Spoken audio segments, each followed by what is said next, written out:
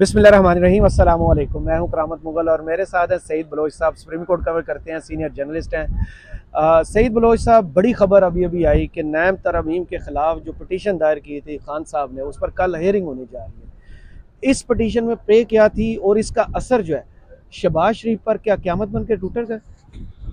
बहुत शुक्रिया करामत मुगल साहब।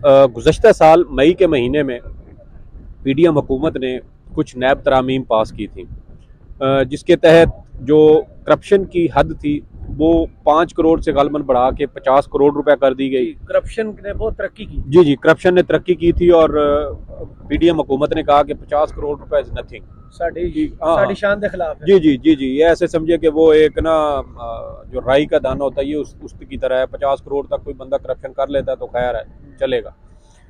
इस तरह इसके अलावा जो ब्यूरोक्रेसी के हवाले से गुज़श्ता तकरीबन कोई 4-5 साल से ये मुसलसल इस तरह के वाक़यात देखने में आ रहे थे कि ब्यूरोक्रेसी जो मंसूबे थे, तरक्याती मंसूबे हों या दीगर जो मंसूबे थे, उनके अमल दरामद के हवाले से बहुत ज़्यादा खौफ का शिकार थी। सुप्रीम कोर्ट ऑफ पाकिस्तान भी मुतअद्दिद अपने फ़ैसलों में मुतअद्दिद केसेस की समाअत के दौरान इस तरह के ऑब्जर्वेशंस दे चुकी थी कि नैब के जो कवानीन है या जो नैब बतौर इदारा है, इसकी वजह से ब्यूरोक्रेसी खौफज़दा है।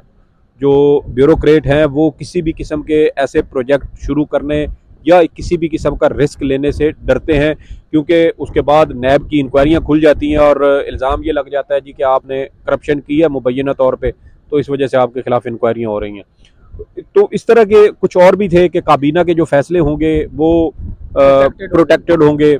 मुख्तलिफ इसमें तरामीम जो हैं वो की गई थी और इन्हीं तरामीम को साबिक वज़ीर आज़म इमरान खान की जानिब से गुज़श्ता साल सुप्रीम कोर्ट ऑफ पाकिस्तान में चैलेंज किया गया। अब तक इस केस की 47 समातें हो चुकी हैं। कल जो समात होगी वो 48वीं समात है। 28 समातों पर इमरान खान के वकील ख्वाजा हारिस की जानिब से दलाइल दिए गए थे इन तरामीम के ख़िलाफ़ कि ये तरामीम बुनियादी जो हकूक़ हैं ये उनसे मुतसादिम है।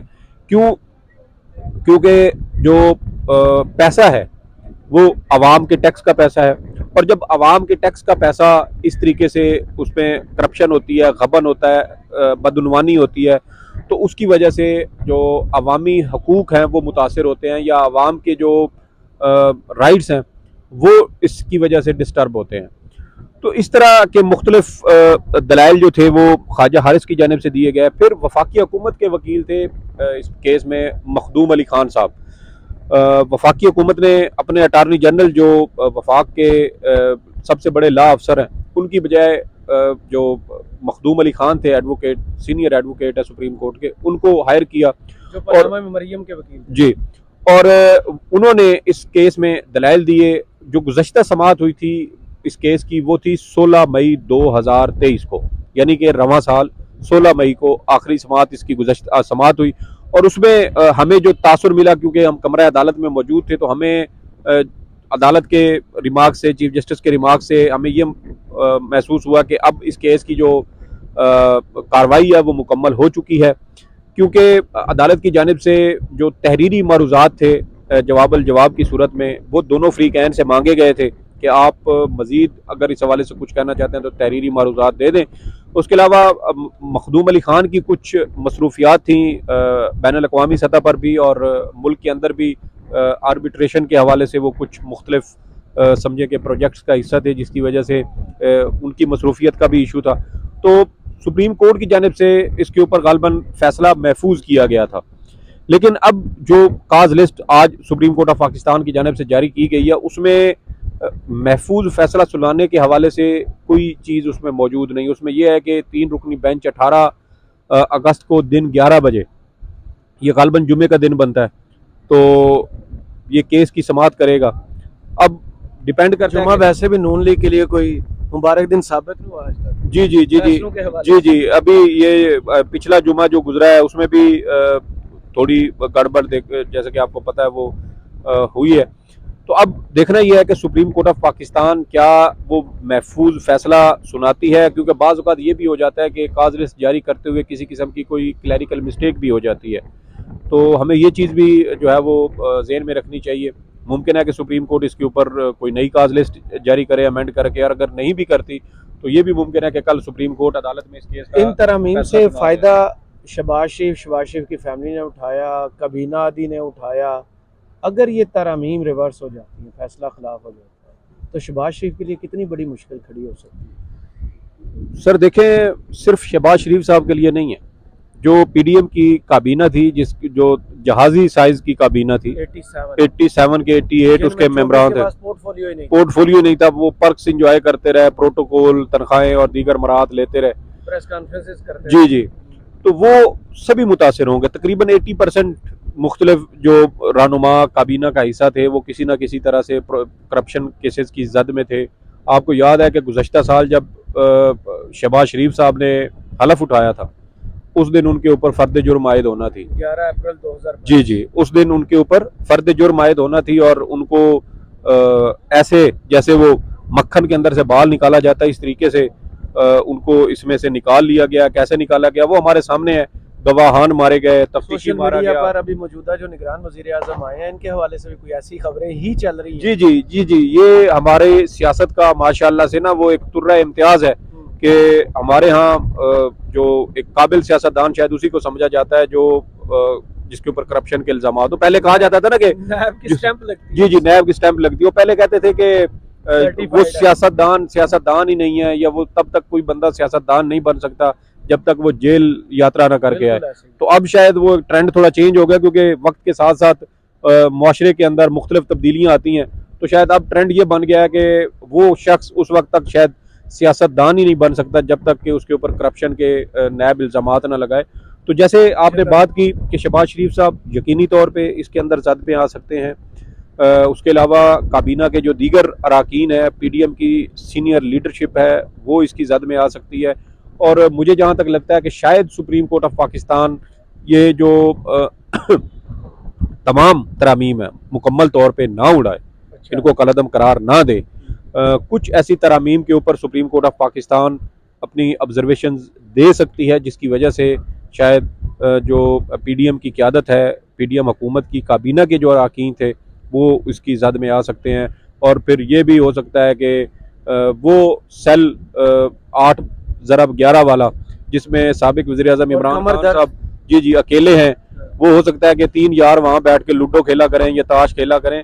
तो इस तरह की भी कोई सूरत हाल जो है वो बन सकती है। लेकिन देखना ये है कि अब सुप्रीम कोर्ट ऑफ पाकिस्तान इसके ऊपर क्या राय के लिए। वैसे 4 बेहतर, 3 हो तो भी काम चल जाता है, चौथा भी कोई हो सकता है, लेकिन जी जी, तो ये बड़ी, मैं समझता हूँ कि ये ख़तरनाक सूरत हाल है पीडीएम के लिए। इस खदशे का इजहार पहले ही किया जा रहा था कि निगरान हुकूमत आते ही पीडीएम के लिए भी मसाइल खड़े होंगे। आपको याद होगा कि तकरीबन कोई 1 महीना पहले साबिक वज़ीर-ए-आज़म इमरान खान ने एक तकरीर की थी और उन्होंने कहा था, पीडीएम को एक तंबीह की थी कि निगरान हुकूमत आने दें, पीडीएम को भी अंदाज़ा हो जाएगा।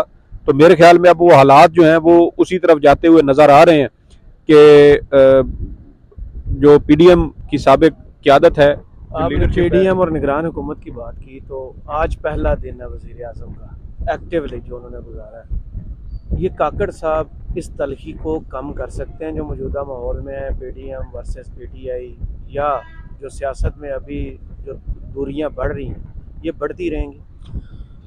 देखें, पहली जो जिम्मेदारी, बुनियादी जिम्मेदारी आइन पाकिस्तान के तहत एक निगरान वज़ीर आज़म की या निगरान काबीना की हुकूमत की होती है, वो ये होती है कि वो मुनसिफाना, आज़ादाना, शफाफ और गैर जानिबदाराना इंतखाबात, बर वक्त इंतखाबात मुनक़िद करवाएँ और इलेक्शन कमीशन की मुआवनत करें।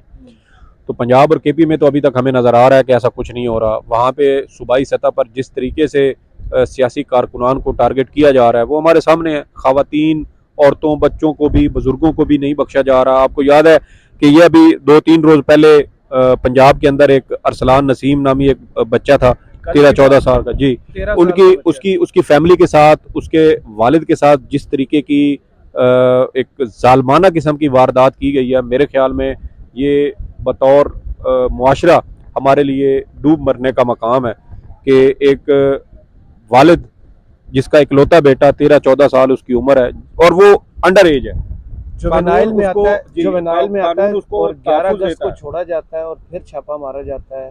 जी जी 5 बहनों का इकलौता भाई होता है, वालिद उसका बुजुर्ग होता है। वो कहते हैं कि जुर्म क्या है, छोड़ दें अब इसकी जान। फिर तशद्दुद के बारे में मुतनाज़ा बयानात आते हैं, मुबैना तौर पर तशद्दुद किया गया। पुलिस कहती है कि नहीं, हार्ट अटैक हुआ। ये हमारी सोसाइटी का एक अलमिया है, लेकिन हम इससे सीखते कुछ भी नहीं। सर, कुछ भी नहीं सीखते। आप ये देखें कि पंजाब पुलिस के खिलाफ सुप्रीम कोर्ट में जिले शाह का केस है, सुप्रीम कोर्ट में केसेस चलते रहे हैं। पंजाब पुलिस ने जैली पुलिस मुकाबले करके तरक्कियां हासिल की, तो केस चलता रहा ना सुप्रीम कोर्ट ऑफ पाकिस्तान में। वो बच्चे का केस आया था जिसने एटीएम उखाड़ने की कोशिश की थी और ज़हनी तवाज़ुन उसका जी जी, वो भी मार पुलिस दिया गया पुलिस था। हिरासत में मारा गया था। बहुत सारे नौजवान हैं, आप कराची में देख लें तो पुलिस हमारी बेकाबू है। और इस वक्त जो कुछ पुलिस कर रही है, मेरे ख्याल में इसके बड़े संगीन नताइज भी आ सकते हैं, क्योंकि अवाम है ना। आप किसी शख्स की बर्दाश्त के मुताबिक अगर उसके साथ कुछ कर रहे हैं फिर तो ठीक है, अगर वो उससे कहीं हद से बाहर निकल गया तो फिर अवाम की जानिब से भी खुदा न खास्ता किसी किस्म का खौफनाक रद्द अमल आ सकता है, इदारों का और अवाम का टकराव भी हो सकता है।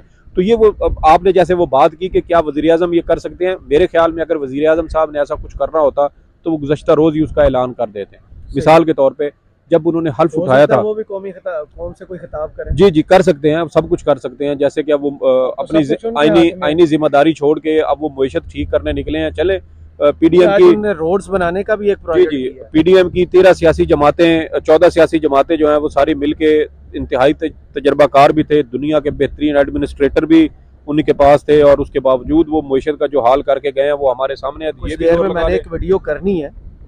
आपने जो अभी कहा ना इस हुकूमत का, वो किया दरा देखें कि 4 बड़ी खबरें आज कि एक तो इस्लामाबाद एयरपोर्ट की मंजूरी होगी आउटसोर्स करने की, गर्दिशी कर्जों का बोझ 789 तक पहुंच गया। ये इजाफा है, असल वाले इसमें जिक्र नहीं है। डॉलर 300 की हद क्रॉस कर गया, ट्रिपल सेंचुरी हो गई। पेट्रोल जो है उसकी भी कुछ देर में वो भी ऐलान हो जाएगा, उसकी भी ट्रिपल सेंचुरी हो जाएगी। तो रोना कौम ने किसको है, इसहाक डार को या इस वाली हुकूमत को? मेरे ख्याल में अपनी किस्मत को रोए पाकिस्तानी अवाम।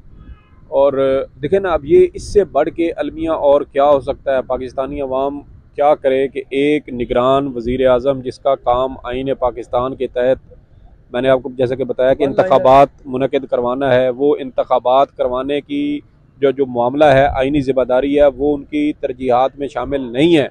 वो मईशत को ठीक कर रहे हैं, वो रियासती इदारों की नीलामी कर रहे हैं, ठीक है। वो हर वो काम करेंगे पंजाब वाली जो अवाम को उनकी ठीक जिम्मेदारी से हट के है। हाँ। आप पिछला तर्ज अमल देखें ना बतौर कौम कि हमारा अदलिया लोगों को इंसाफ नहीं फराहम कर रही, वो किसी और साइड पे जा रही है। हुकूमत का काम अपनी गवर्नेंस को बेहतर करना होता है, लेकिन वो सुप्रीम कोर्ट के साथ टकरें मार रही है। पुलिस का काम आवाम का तहफ़्फ़ुज़ होता है, वो चादर और चार दीवारी का तकद्दुस पामाल करके औरतों बच्चों को हिरासा कर रही है, जो है वो सियासी कारकुनों की गिरफ्तारियां करके उनको गायब कर रही है। और जिनका काम ए पॉलिटिकल है वो जी, पॉलिटिक्स कर रहे जी, हैं। जी।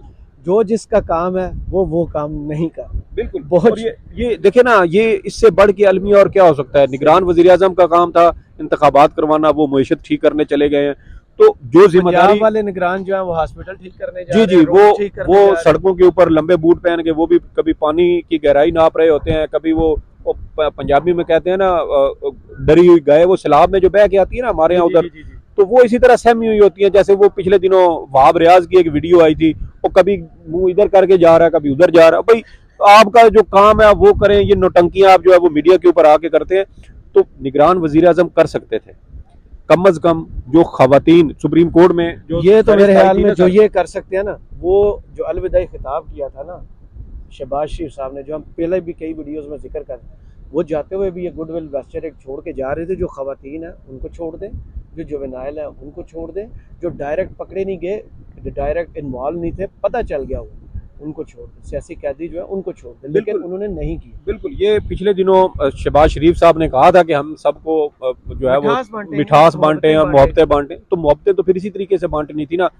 कम अज कम 81 पंजाब हुकूमत ने जो सुप्रीम कोर्ट में मिलिट्री कोर्ट्स के खिलाफ केस में रिपोर्ट जमा करवाई थी, उसके मुताबिक 81 खवातीन पकड़ी गई, 42 छोड़ दी गई, 39 कैद में थी। आप उन 39 खवातीन को रिहा करने का हुक्म दे देते। उसमें आलिया हमजा साहिबा भी शामिल थी, उसमें यास्मीन राशिद साहिबा भी शामिल थी, उसमें दीगर पीटीआई की खवातीन शामिल है।